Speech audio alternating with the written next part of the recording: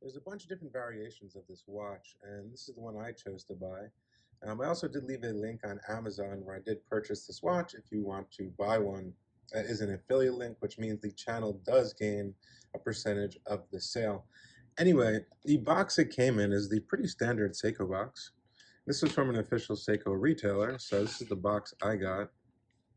Um, just a pretty standard box, you know, Seiko pillow, automatic manual, and as you can see, retail $295, SRPD75, Cal 4R36, which is the big upgrade in this watch on the, some people like to call it the 5 SKX. It's basically a Seiko SKX by the Seiko 5 sports line, with a bunch of great upgrades that many people have been waiting for. Anyway, let me pick up the watch and let's take a closer look at it.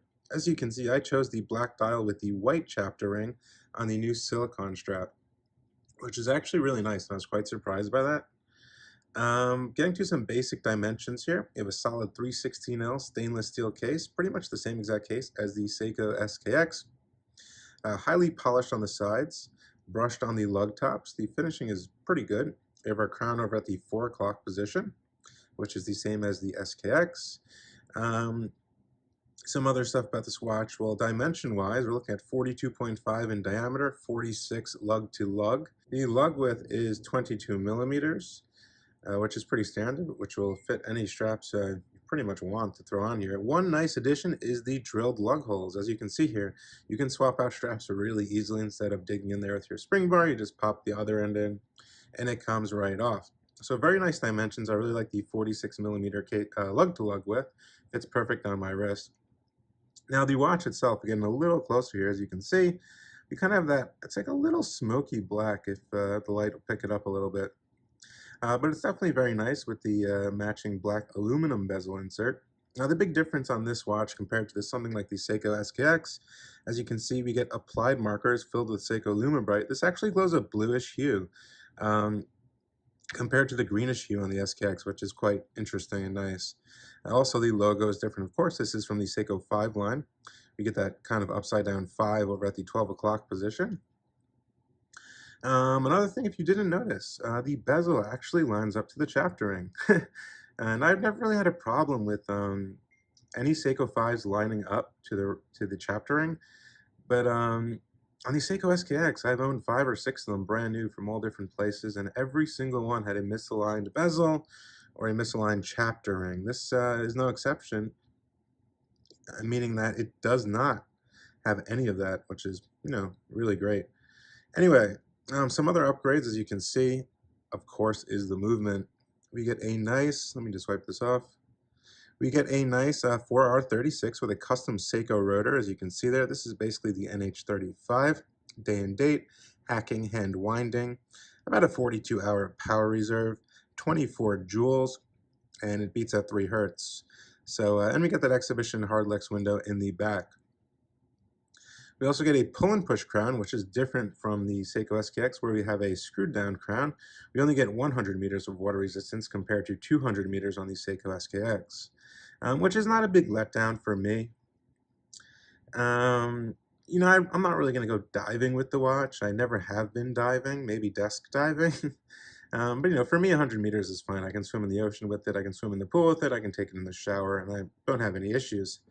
The crown is very easy to grasp at this 4 o'clock position. Nice crown guards here, just like the SKX. You get self-winding in the first position. You pop it out one position, we get a quick set day and a quick set date, which fits perfectly in that window, Spanish and English. Let me just move it around here. There we go, so you can see those nice hands. Push it in and you're all good to go. Hands are identical as the SKX, but as you can see, it's kind of like a patinaed color markers and hands there. Slight patina colored in my eyes. Also, some differences are the red tip sweeping seconds hand, we can see there, which gives some nice orientation. I like the little hint of red there. It's also easier to read the seconds. Now, getting to the strap on this watch, I chose for the silicone strap, which is actually appears like mesh, but it's silicone. It's actually very nice and extremely flexible. But I don't know, I think it's really nice. It also comes with this nice signed Seiko steel buckle, which is actually a good buckle. One keeper here, which is definitely enough. And all around, it's a very nice strap. It's not a low quality strap, and I definitely won't be changing it out. You know, a lot of times you buy a Seiko, you get the Seiko bracelet, and it kind of sucks. You get a, fold over clasp. It's not milled, and you kind of want to change it out. This strap, definitely don't want to change it out. There are also a bunch of different variations. One with a mesh, of course, the bracelet, which I really don't prefer. And I just chose to go with this. It's comfortable. The black matches nice on the black. Another different, something different about this watch, there's no Loom pip at 12, which kind of pisses me off, you know. I mean, the watch retails for $295. At least they could have, kept the Loom pip at 12 o'clock. But other than that, the bezel action is very good on this watch. Kind of similar to the SKX, a bit more sturdy, I'd say. 120 clicks all around to time your dives. Actually, not, you won't be diving with this watch, but to time, anything you want to time. Anyway, the Loom is also very good on this watch, and I'm going to throw up a Loom shot right now. As you can see, the Loom is quite bright. It's dark outside, and it's very, very visible. I always expect good Loom from Seiko, and this is no exception. It will last probably the night. And there's the watch on my 6.75-inch wrist. As you can see, 46 fits perfect cross to cross. My wrist there, no issues with the band, very comfortable. Like I said, the buckle isn't big, and it conforms nicely to the strap, as you can see there. And you do have some extra room, if you have a bigger wrist than me, of course. Definitely can fit up to an 8.5-inch wrist. But definitely looks quite nice. I would say, when I first picked it up in the store, I immediately felt like, a bit more quality. I don't know why. Maybe it's because the applied markers instead of the printed markers like the SKX, the different chapter ring there, which is white. I don't know, it just feels different, even though it's basically the same watch. But it's pretty nice. You even have the same exact bezel edging on the side for grip. But other than that, it's definitely a very nice upgrade. If you're thinking about getting an SKX or this, I would definitely buy this over the SKX. I mean, you're getting the movement that everybody wants, which is the NH35 or the 4R36, which is produced by Seiko. Many people mod their watches to add that movement, so you might as well just buy it like this already.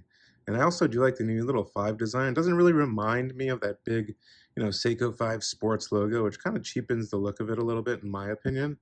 It kind of just looks like a Seiko, something like a Prospex or something like that. But it's definitely a good addition to Seiko's line. There are a bunch of cool different variations. As you can see, that smoky kind of black like I was talking about. But yeah, let me know what you guys think down in the comment section below. One thing I would like to see change is a sapphire crystal. As you know, this is a hard Lex crystal, a hardened mineral crystal, which Seiko produces on the front and the back. I would think at a retail $295, they should have added a sapphire crystal, considering there are so many brands out there, even at $220, where you can get a sapphire crystal with an NH35. I think eventually Seiko will do that, just need to give them some time.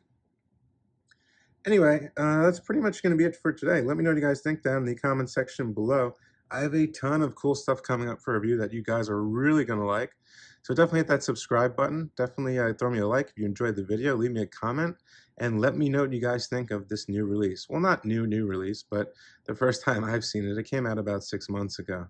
I will see you guys real soon. You can also check out the written article on this watch on www.watchaddictchannel.com or at Watch Addict Channel on Instagram. I will see you guys real soon. Bye.